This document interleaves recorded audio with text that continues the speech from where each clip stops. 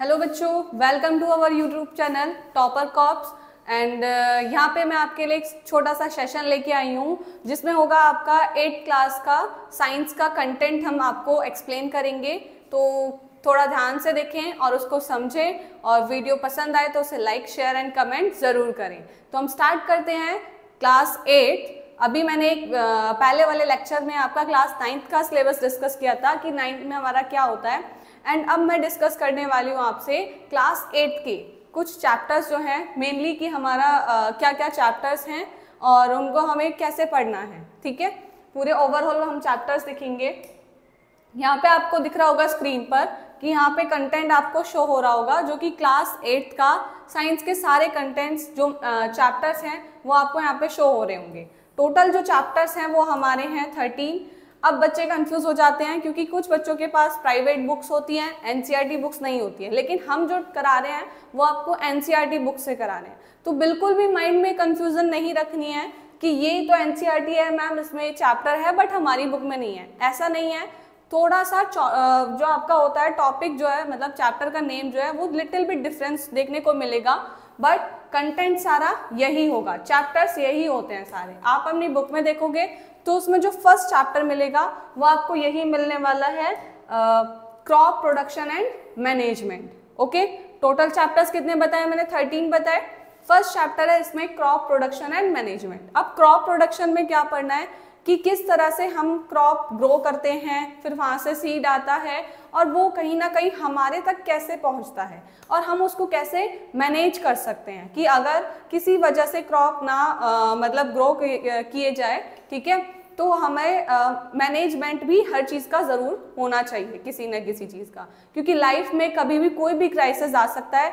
जैसे कि अभी आपने लास्ट ईयर में देखा, लास्ट टू लास्ट ईयर्स में, कि कोरोना जैसी बीमारी ने हमें ये सारी बातें बताई कि management is very necessary to in our life. Okay, तो हम यहाँ पे देखेंगे चैप्टर 1 है, that is crop production and management. Population increase हो रही है, क्रॉप को प्रोडक्शन हमें और उसे बढ़ाना भी है और उसको मैनेज भी करना है। ओके, एंड नेक्स्ट होगा chapter 2, that is micro organism, friends and foe.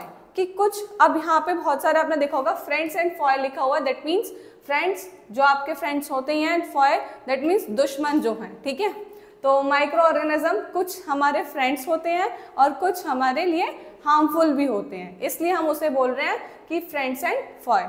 Some micro organism are useful and some are harmful. ठीक है, ओके, किसी माइक्रो ऑर्गेनिज्म की वजह से हमें डिसीज होती हैं, और कोई माइक्रो ऑर्गेनिज्म ऐसे होते हैं, जैसे कि आपने देखा होगा कर्ड में एक बैक्टीरिया होता है, दैट इज लैक्टोबैसिलस बैक्टीरिया, जो कि हेल्प करता है, मिल्क से क्या बना देता है, आपका कर्ड बना देता है। ओके, नेक्स्ट है third chapter, coal and petroleum.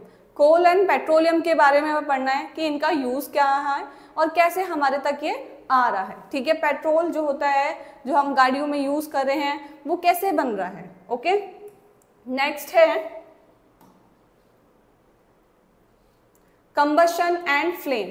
Combustion और फ्लेम हम पढ़ेंगे कि कंबशन क्या है, उसमें क्या होता है, दैट मीन्स कि फायर, जो आग आपकी जलती है कैसे जलती है। फ्लेम, कैंडल फ्लेम का इसमें एक डायग्राम आता है जो कि इंपॉर्टेंट होता है बनाने के लिए।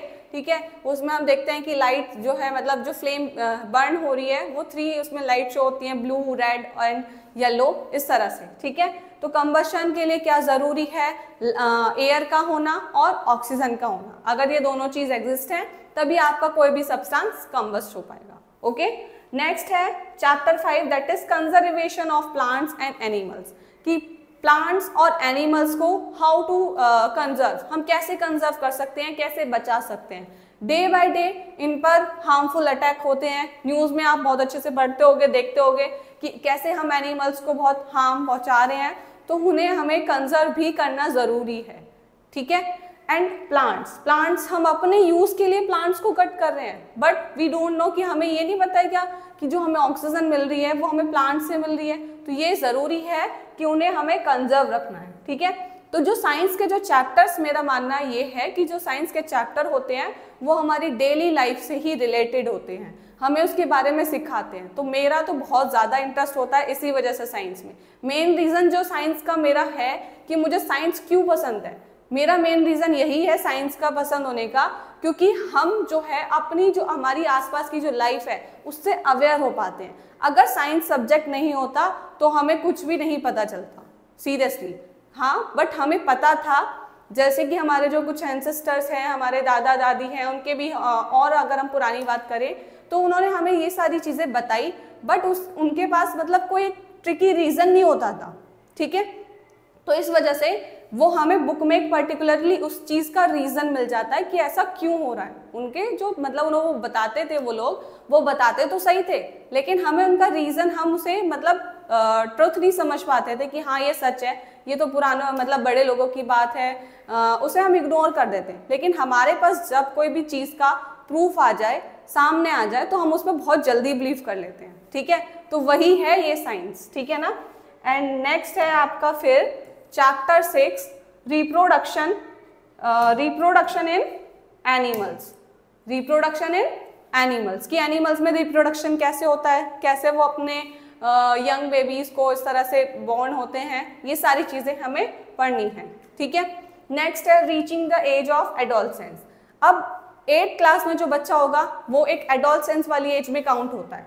तो अब यही तो बात है ना कि वो अपनी लाइफ से अब नए नए उसमें चेंजेस आते हैं, ठीक है।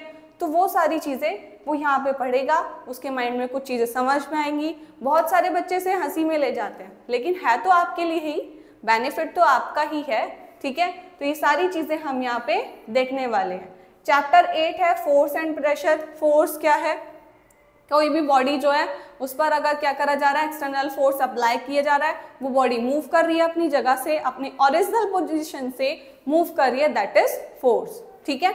नेक्स्ट है फ्रिक्शन, जो फोर्स को मतलब क्या करता है, अपोज करता है। अगर मैं क्या करूं, ये जो पेन है इसको स्लाइड कराऊं, ठीक है, तो स्लाइडिंग कराने के बाद एक पॉइंट पर ये क्या हो जाएगा, स्टॉप हो जाएगा। क्यों? क्योंकि जो हमारी मतलब वो लैंड है या फिर अर्थ हम उसे बोल सकते हैं, ठीक है, वो भी क्या कर रही है, एक फ्रिक्शन लगा रही है, अपोजिशन का फोर्स लगा रही है, that is the friction, okay. Sliding friction होता है, रोलिंग फ्रिक्शन होता है, बहुत टाइप के फ्रिक्शन होते हैं। Chapter 10 is sound. साउंड हम पढ़ेंगे, व्हाट इज साउंड, वाई मतलब साउंड कैसे रिफ्लेक्ट होती है, कैसे जनरेट हो रही है, वाइब्रेशन से हमारी साउंड क्रिएट होती है, ओके।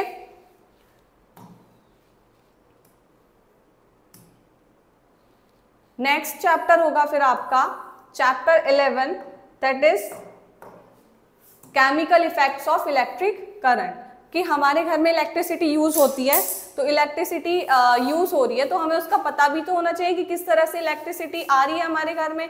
तो ये सारे हम इलेक्ट्रिक करंट के अंदर डिस्कस करेंगे कि एक सर्किट कैसा होता है, सर्किट में क्या क्या इलेक्ट्रिकल सिंबल्स हैं, वो इलेक्ट्रिकल सिंबल्स अगर नहीं होंगे तो क्या इलेक्ट्रिसिटी आ पाएगी, करंट उसमें फ्लो हो पाएगा, नहीं हो पाएगा, ये सारी चीज़ें हम डिस्कस करेंगे चैप्टर 11 में, ओके। एंड देन फिर आएगा chapter 12, that is some natural phenomena, कि कुछ नेचुरल चीज़ें जो होती हैं उनके बारे में भी हमें पता होना चाहिए।